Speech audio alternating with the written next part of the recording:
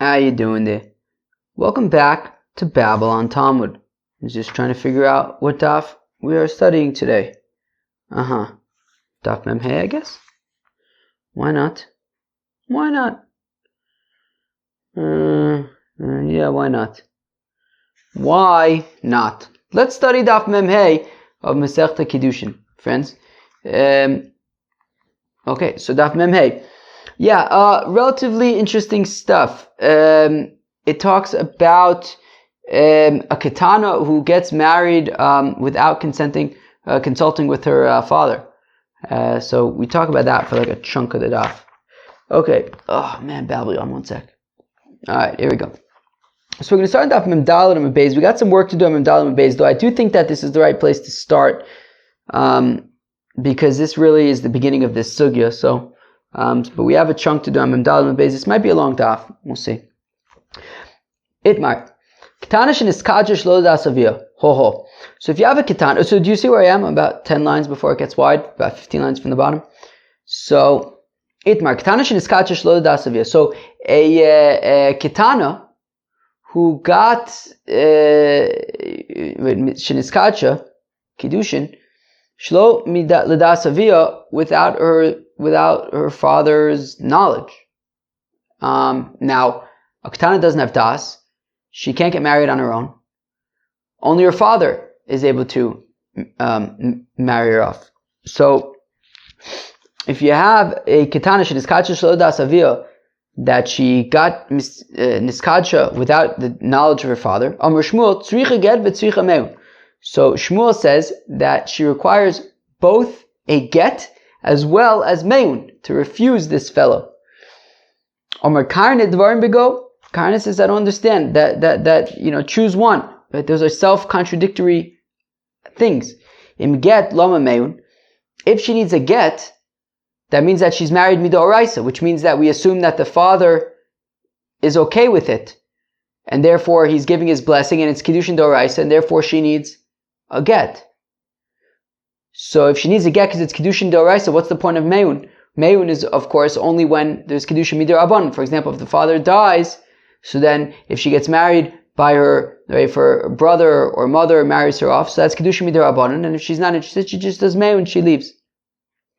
So if she requires a get, that means that the kiddushin is midoraisa. So why are we doing meun? In meun lama get, and if she's doing meun, then that means that it's not kiddushin midoraisa. In which case, why would there be a get? So Shmuel says she needs both a get and meun. Karna says it doesn't make any sense. If you have meun, by definition, then there shouldn't be a get. If there's a get, by definition, there shouldn't be meun. So Amrulei, so the people say to Karna, Ha mar ukva uvedina bekafre. Well, the Bezdin of Mar Ukva is not too far away. It's in Kafri. Why don't we go there and let's ask Mar Ukva? Interestingly, they didn't do that. But instead they sent the query to Rav, and what they did, an interesting thing, they switched around the opinions, right? Shmuel's opinion was that she would have to do both get and meun. Karna said that doesn't make any sense. And they sent the machlokas between Shmuel and Karna, they sent to Rav to get his opinion. And interestingly, they switched around the opinions because they wanted to give Karna's opinion the best chance of success. So they figured if they would say that Karna, because Karna's, I guess, arguing on Shmuel. Shmuel says that you need both. Karna's the maverick. Karna, I guess, is less well known. And he's saying that Shmuel's opinion doesn't make sense. So if in fact it doesn't make sense, they wanted to give the best chance to see if Karna is really right. So they quoted Karna's opinion as Shmuel's and Shmuel's as Karna's. So they sent to Rav that if a Ketana gets married, Shelo Ledasavia, so Karna says that you would require both a get and meun, and Shmuel says, they switched it around, Shmuel says that it doesn't make any sense. If you require one, then you shouldn't require the other.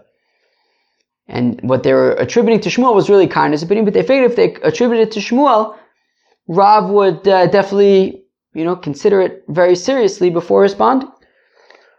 So Amar lehu, and nonetheless, Rav responded to them, Ho Elohim, no way, no how.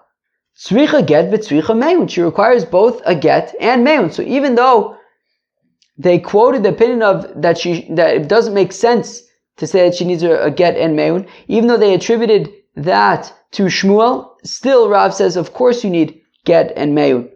And he says he's concerned about Shmuel. How could she write Shmuel was the son of Abba bar Abba? The name Ahachi. I don't understand how Shmuel could think that it makes no sense to do both.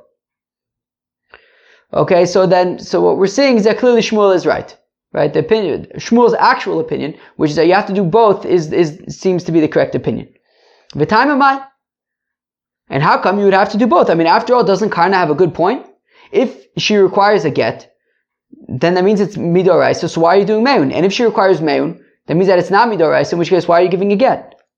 So, Amr Vacha B'd Ravika, tzricha get, shema nisratza of bikidushin. Well, she needs a get, because in case her father was okay with this fellow who was mikadesh her, well, then it would be Kiddushin Midoraisa, since the father is consenting to the Kiddushin of his daughter. So it would be Kiddushin Doraisa, therefore she needs a get. Okay, so that's why she would need a get. Then why would you need Meun? Tzricha Meun Shema Lo Nisratza Av B'Kiddushin. Well, you need Meun because what if the father was not okay with this fellow being Mikadesh, his daughter? Now, we're saying that she needs a get just in case he was okay with it, so she's going to get a get. Now, but there is also a chance that he was not okay with it. And in the event that he was not okay with it, so then there was no Kiddushin Midoraisa, but people are going to see that she got a get out of concern that there was Kiddushin Midoraisa, V'yomer, and they're going to say, Ein Kiddushin Tovsin Ba'achos, that Kiddushin is not Tovs Ba'achos. So what does that mean? What it means is that if a fellow is married to a fella, and they get divorced, that fellow cannot marry her sister, right? Achos grushaso. The sister of a divorcee, of your ex, the sister of your ex is asura to you as long as your ex is alive. If your ex dies, then you can marry her. Now, the concern here is that if this fellow was Makadesh this Ketana, and then they give her a get out of concern that her father was okay with it. But in reality, the father was not okay with it. But people are going to see that she received a get, so they're going to assume that the father was okay with it, which means that it was Kedusha Midoraisa, which means that if this fellow then goes and is Mekadesh her sister, there's nothing to be concerned about. Achos Grushaso, there's no Kiddushin. But actually, in the event that the father was not okay with the marriage, then she's actually not Achos Gushasu, because they were never married, so she's never actually divorced. And if he gives her Kesef Kiddushin, she is married, and then if she goes and marries somebody else, it could be big problems. So therefore, to make it clear that perhaps the father was not okay with the marriage, we also do Meun. To make it clear that, look, if this fellow then gives Kesef Kiddushin to her sister, then you also have to be concerned that was good Kiddushin, and she would, I guess, need to get a divorce as well, right? Meaning, she wouldn't just be able to allow her to marry anybody else, without, making sure that she's not married to this guy, because we have to be concerned that maybe the father was not okay with the marriage, the marriage of his Katana daughter, in which case, they were never married.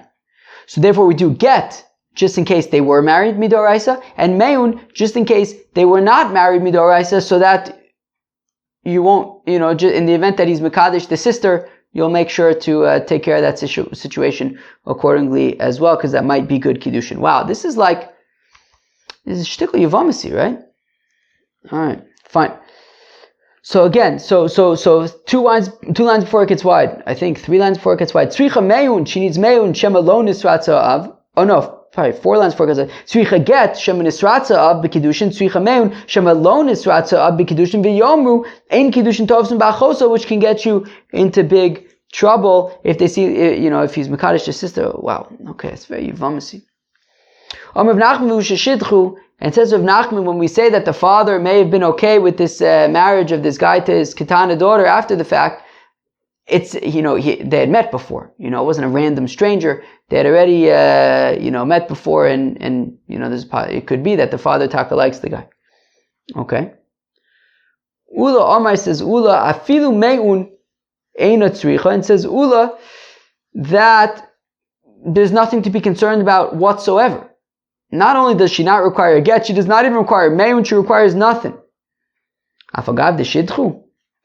Now the Gemara says, 1 second, but even if they had met before, and there was a possibility that the father might actually like the guy and be okay with it, Ula, you're still saying that she needs zilch? No get, no me'un, no nothing? No,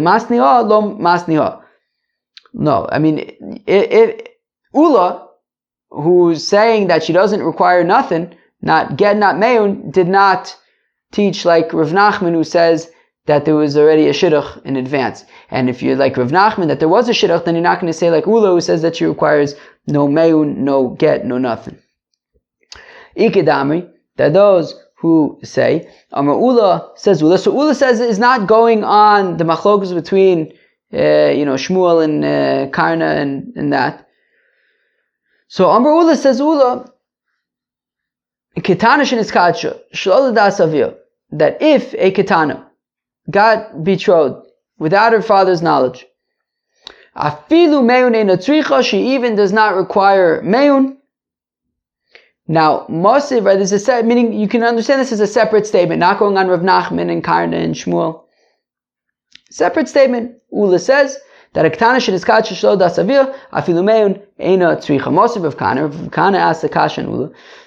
Remember the first Mishnah Masechta Yevamis? Wow, this first chunk of the daf is, it's kind of reminiscent of Yevamis, like real, gotta go slow. I mean, 12 minutes into the daf, we're not even on today's daf yet. We still have work to do on yesterday's daf. Wow. Mazu of Kana has a kasha v'chulan. Remember the first Mishnah of Masechta Yevamis, very difficult Mishnah. It listed 15 examples of arayos that, right, there were 15 examples of arayos where there's no yibum, not, right, they're pturos mi yibum, and they're tsaros, and the tsaros saying. So one example of that is if Ruvain marries Shimon's daughter, his niece. Shimon's daughter marries Ruvain. So if Ruvain dies, so then Shimon is not going to will not do yibum with his daughter. So there's no yibum, and the daughter is ptur from yibum. And as well as any co-wives that she had who were also married to Ruvain, nobody needs to do yibum. Everyone's potter.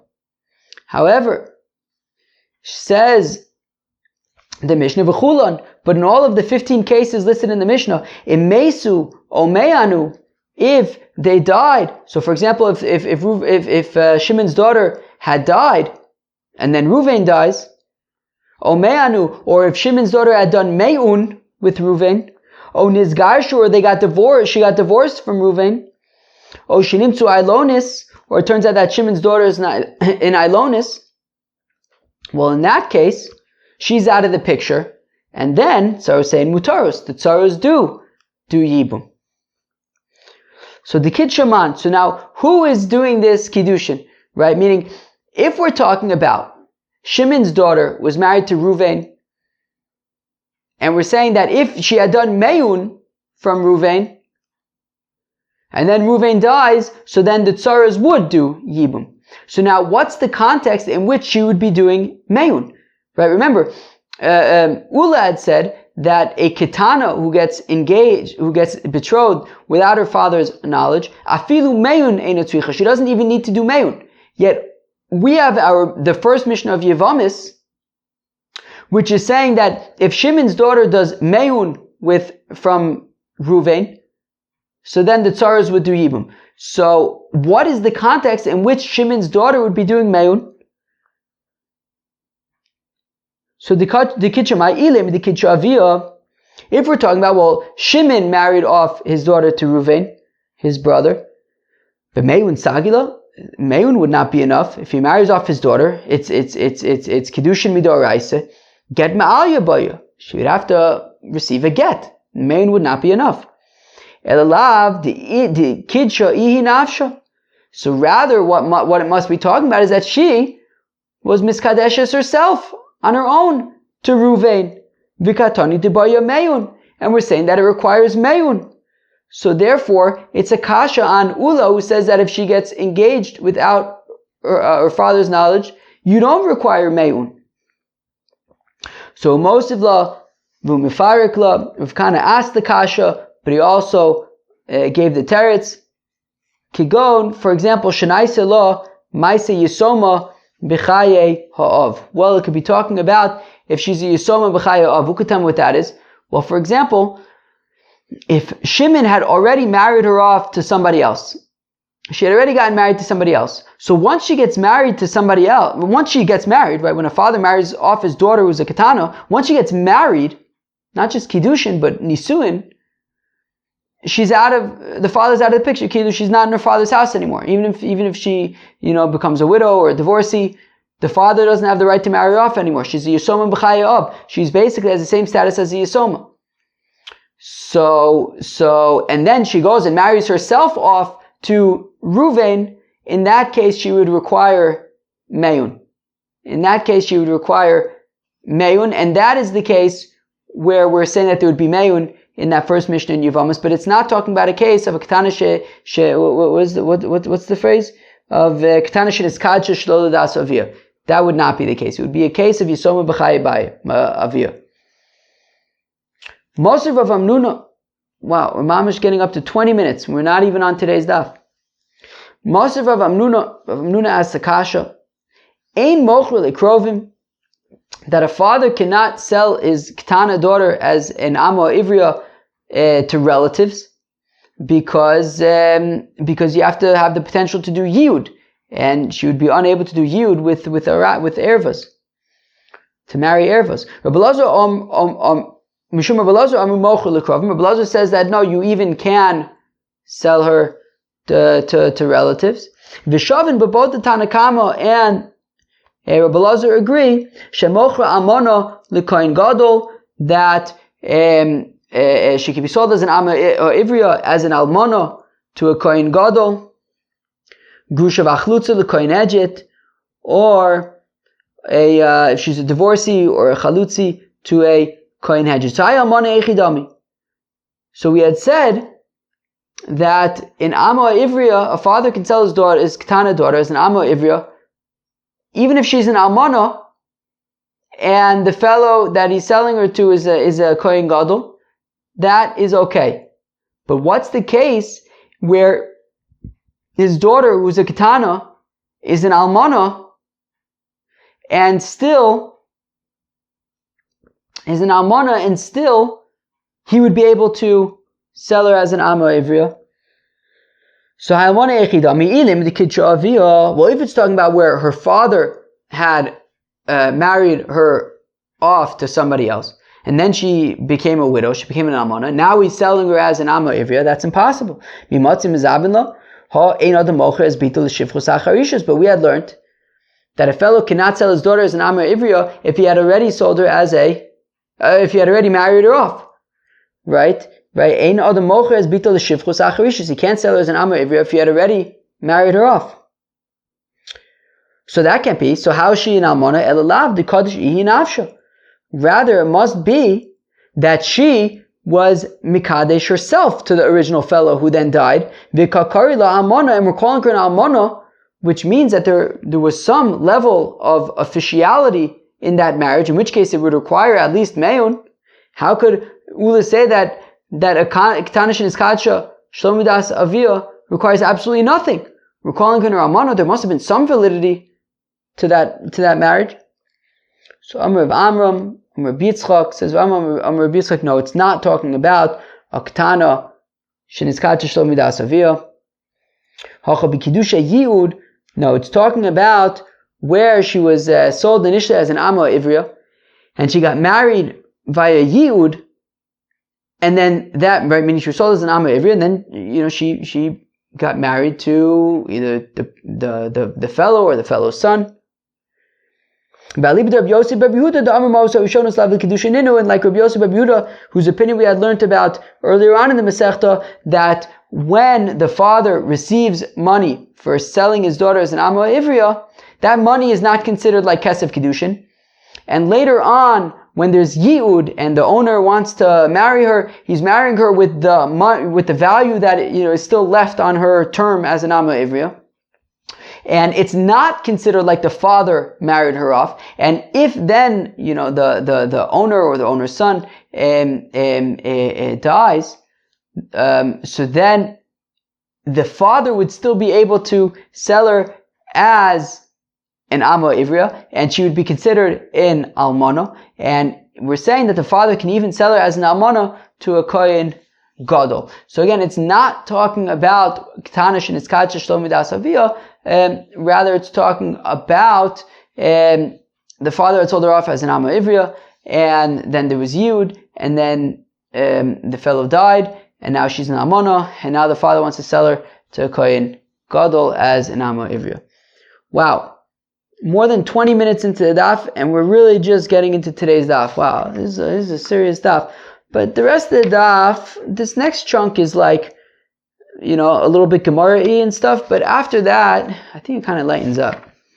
So now the Gemara says, Itmar, Meis, v'nafel l'fnei ochav l'yibam. Yeah, this is really a kind of Yevamasi kind of page. So now if, should we bring out Reuven and Shimon? Alright, due to popular demand.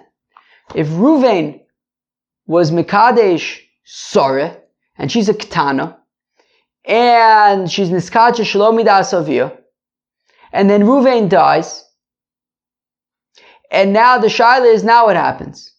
Right, he was Mekadesh Shelo Midas Aviyah. Are they married? Are they not married? Is there Yibum? Is there no Yibum? What does Shimon do? So, Idmar Meis, so if Reuven, who's Mekadesh or Shelo Midas Aviyah, this Ketana, V'nafla l'fnei ochiv l'yibum, and now here comes Shimon, and is there Yibum, isn't there Yibum? Amar Rav Huna Amar Rav, Mima'enes l'maimaru ve'ena mima'enes l'zikaso. So there would be Me'un if there's Maimer, there would not be Me'un if there's no Maimer and there's only Chalitza. Let's go weiter.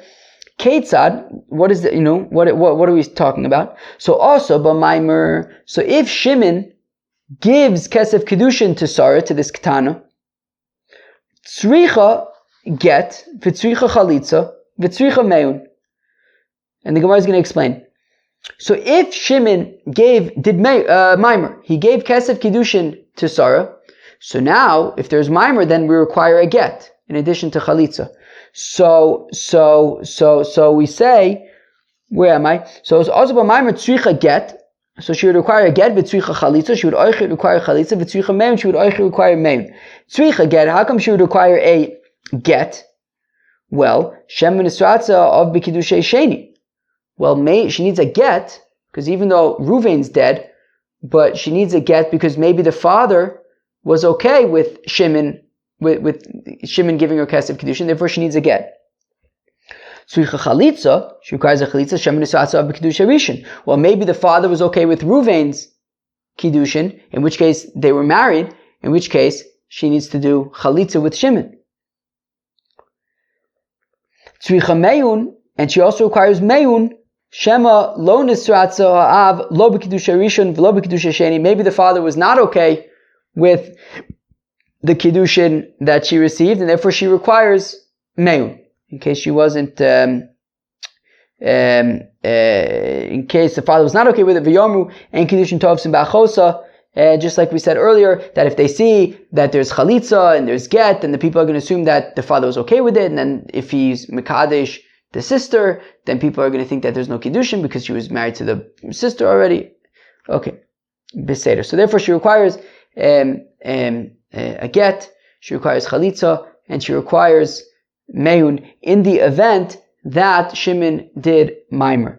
Lo asaba maimer, but if Shimon did not do maimer, well then eina tzricha ela chalitza bilvad. Then all she needs is chalitza, and that is that. My omart ti boy nami meun. What? Because are you concerned that maybe she would require meun? Shemayomu in kiddushin tovsim ba'achosa. Because maybe if they're doing chalitza, then maybe you would think that if she gives, that if Shimon would then give kesef kiddushin to Rivka, to Sarah's sister Rivka, people might think that it doesn't count. Hakol yodim, everybody knows, achos chalutza, D'Rabbanan, everybody knows that the issue with marrying the sister of a chalutza is only midrabanan. Damar Rish Lakish says, Rish Lakish Kanshana, the Rebbe says, achos grusha midoraisa, that marrying the sister of your ex is also midoraisa, but achos chalutza midivesov, marrying the sister of somebody you did chalitza with is only midrabanan. So therefore, everybody knows that kedushin would be tofes there anyways, and therefore there's no concern. So if there was no mimer, just do chalitza, and that is enough. Okay, now things I think lighten up a little bit. All right, Hanu Beitrei, you have two people. Davuka shasu chamra tusei tzife bebavel. They were drinking wine in the shade in a hot day in Bavel. Shakal chad minayu kasa de chamra. One of them takes a cup of wine. Yoav le lechavre. He gives it to his fellow. Omar, and he says, Mikadsha li bartich livri. Mazel tov. Let's make a shidduch. Here is a glass of wine. I guess it's a shavuot pruta. Let's make a shidduch. Your daughter, my son, Mazel tov. Omer Ravina says, even according to the opinion, right, Rav and Shmuel, who said that we have to be concerned that maybe the father was okay with the kiddushin by a ketana sheniskach shlomid as aviyah, but shemenisatza abein lo aminan. His son, he can't just marry off his son like that. His son needs to marry himself off, right? A father can marry off his daughter who's a ketana. A father cannot marry off his son without his son, saying that this is what he wants. So therefore this would not work. So Amri Rabbanan Ravina, the rabbi said to Ravina, V'dilma shaliach shavya. But maybe the son had made his father a shaliach to get married to this girl. L'chotz v'inish the shavya lavu a shaliach. It sounds like it's pasnish. It's not very nice for a fellow to make his father his messenger. But maybe the son said to his father, look, I have a big crush on this maidel, on this girl. Can you do me a favor? Go drink wine with her father in the shade in Bavel and see what you can do. I have a big crush on her.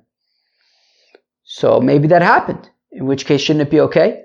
So Omer le Rabba Bar Shimi, so Rabba Bar Shimi says, Beferish Omer Mar, Ravina explicitly said, De lo savrla leha Dirav Ushmuel, that he does not agree with that which Rav and Shmuel had said, that that we're concerned that maybe the father was that a ketanish and iskach shlomi das aviyah. Right, Rav and Shmuel are concerned. Well, maybe he was okay with it. Ravina says that he doesn't agree with Rav and Shmuel, and he's not concerned that the father was maybe okay with it. And here also, we're not concerned that maybe the father is sent as the agent of the son. No, it doesn't. We're not going to be too excited about this kiddushin, about this shidduch. So a fellow is mekadesh, a fella with a bundle of vegetables in Shukmachni Yehuda. Very romantic. Amar Ravina, says Ravina, afilu leman de Amar Choshishin Shemenesatza of, even according to Rav and Shmuel, who are concerned that maybe the father was okay with it. Oh, and she was a ketana, right? Yeah, it was a ketana shalodas of aviyah. So even according to the opinions that you have to be concerned that maybe the father was okay with it, hanemili derech kovid. That's if the fellow is mekadesh her in a bekovidik way. Aval derech bizayon lo, not in a bizayon way, not in a not nice way with a bunch of vegetables in the middle of Shuk Machne Yehuda. Omerle Rav Achim Midifti Levina says Rav Achim Midifti Levina bizayon demai. What exactly is the inappropriate thing here, or the not exactly inappropriate, but the not nice thing over here? Bizayon. What's a bizayon? A disgrace. What's the disgraceful thing here? I bizayon de yarka. Bizayin deshuka. Is it a bizayin that he was mekadesh a woman with vegetables, or is it bizayin that he's mekadesh in the middle of Shuk Machne Yehuda? Nafkamina, what's the nafkamina? The kadesh bechas but beshuka. Well, What if he was Mekadesh with silver, but in Shuk Machne Yehuda? Or Bichisha Diarka, or with vegetables, Bebesa, but in the house, in a Mechubad place. My, Amle Idi V'Idi, Derech Bizoyin Hu. So Ravina says, I'll tell you what, both of them are not very nice. Not to be Mekadesh with vegetables, and not to be Mekadesh in the middle of Shuk Machne Yehuda. How would the Amr L'Kreva Amr L'Kreva? Oh, so you have a husband and a wife, and there's also a daughter who's a Ketana. And the husband says, I want to marry off our daughter to my relatives. And his wife says, no way, no how. We are marrying our daughter to my relatives. Kafte ad Omar la te'avi l'kreva. And they really pulled his arm until he said, all right, fine, we'll marry her off to your relatives, sweetheart. Ada achle v'shasi. And so they made a suda for the marriage, the upcoming marriage, to her relatives. Also kreve, and comes his relative, be'igra, on the roof, v'kidshon is mekadesh, the daughter, right? Because she wasn't mekudeshes yet to the relatives. They didn't yet do the kiddushin to the relatives of the wife. And comes, oh, there's my neighbor. She's doing some kind of power tool stuff.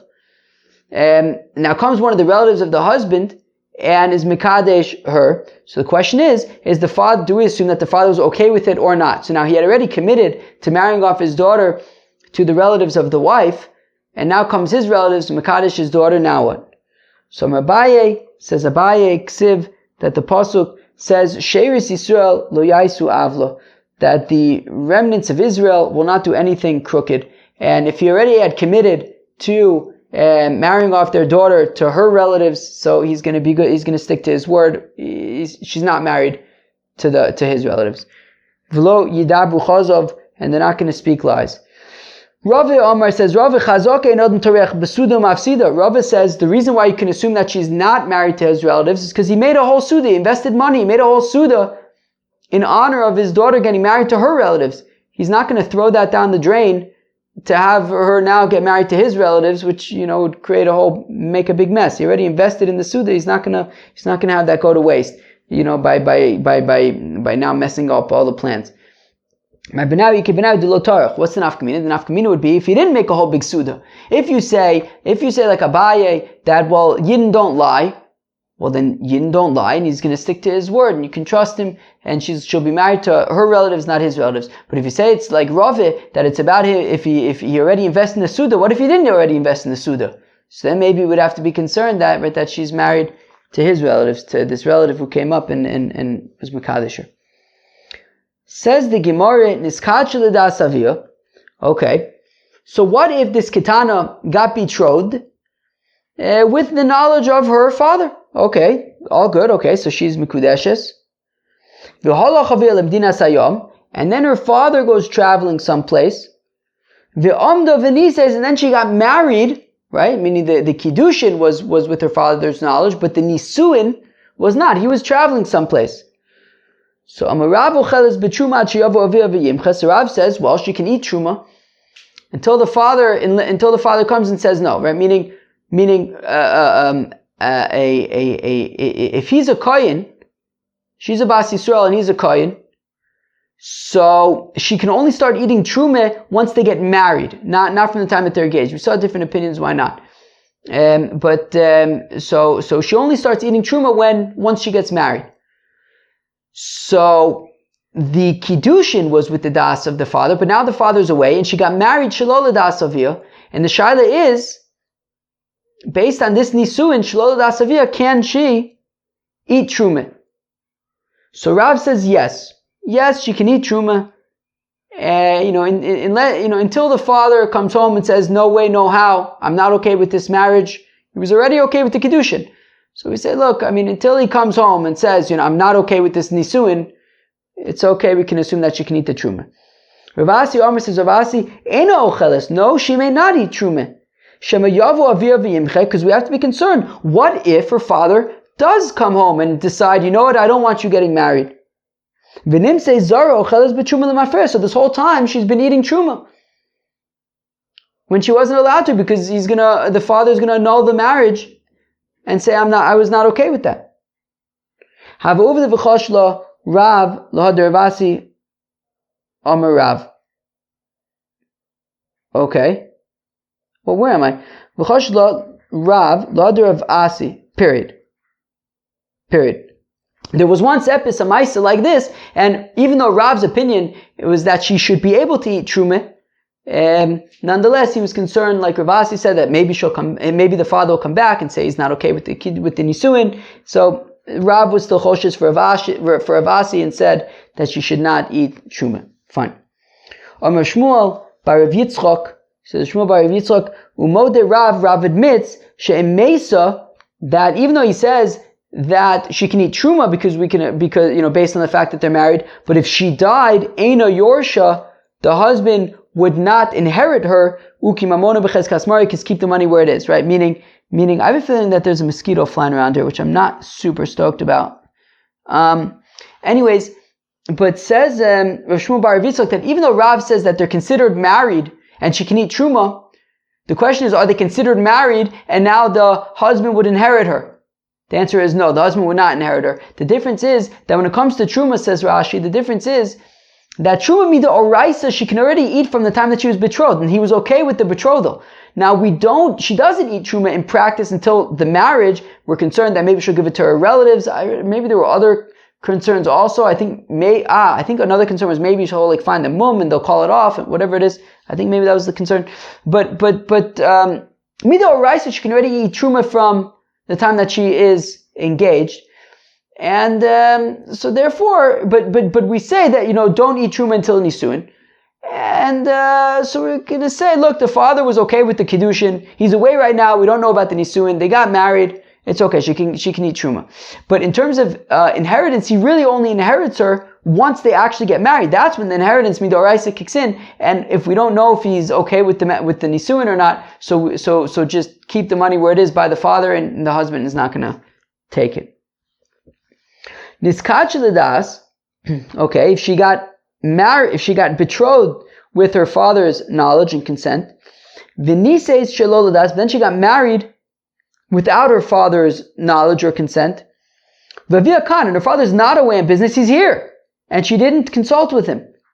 Rav Huna Amar Eina Ocheles, Rav Huna says she may not eat Truma. Rav Yirmiyah bar Abba Amar Ocheles, whereas Rav Yirmiyah bar Abba says that she can eat Truma. Rav Huna Amar Eina Ocheles, Rav Huna says she does not eat Truma. Even according to Rav, who said that when he's away on a business trip, she can't eat Truma. That's because he wasn't away to ask if he wasn't available. He was away. Therefore, they couldn't ask him, let's get married. Can we get married? But over here, where the father is here, and they didn't consult, the reason why he's quiet, mirsach rosach, is because he's incensed. He's extremely angry. Mamish, the silent treatment. And therefore he's not okay with this marriage, and she cannot eat Truma.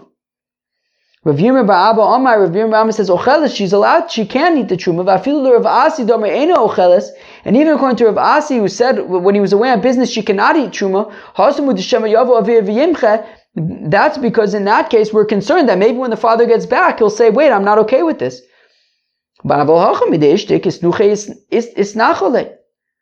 Rav Yirmiyah bar Abba disagrees with Rav Huna and says that no, the fact that he's quiet means he's okay with it. If he had a problem with it, he would say something. If he didn't say anything, he's okay with it, so therefore she can eat Truma. Rav Huna says the opposite though. He says, no, you think he was keeping quiet because he's okay with it? He was keeping quiet because he's extremely upset. Niskacha shelo ledas avia v'nises shelo ledas. If she got both betrothed and married, both of them, without the knowledge and consent of the father, Vavia Khan and her father's around, Rav Huna Amar Ocheles. Interestingly, Rav Huna says actually in this case, where she consulted and asked for his consent for neither the betrothal nor for the marriage, she actually can eat Truma. Rav Yirmiyah bar Abba Amar Eino Ocheles. Rav Yirmiyah bar Abba says no, in this case, where she didn't ask for any permission, she cannot eat Truma. Amar Ula says, Ula Hadar Rav Huna ki chometz l'shinayim v'chi'oshen le'inayim. Says Ula, I have no clue what planet Rav Huna is on. It's like vinegar to the teeth and smoke to the eyes. Hashlo ma'hosum, the kiddushe, the oraise, omart lo achla.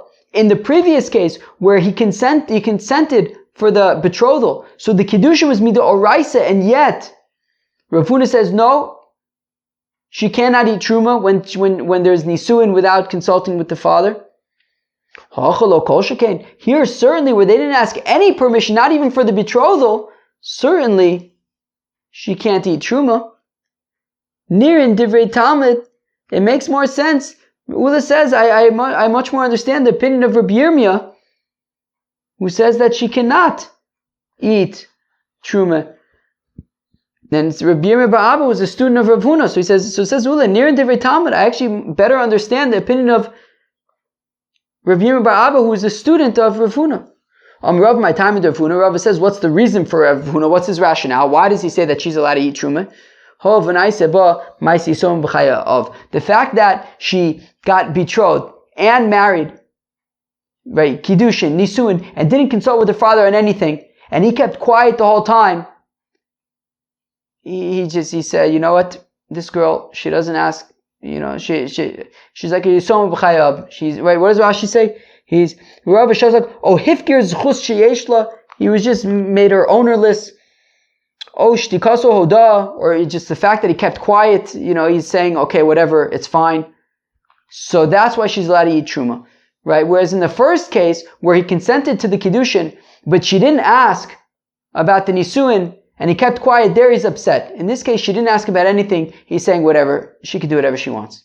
And therefore she does eat Truma according to Rav Huna. Friends, that was Daf Mem Hey on Masechta Kiddushin. We talked about some interesting stuff, I think, if you find it interesting.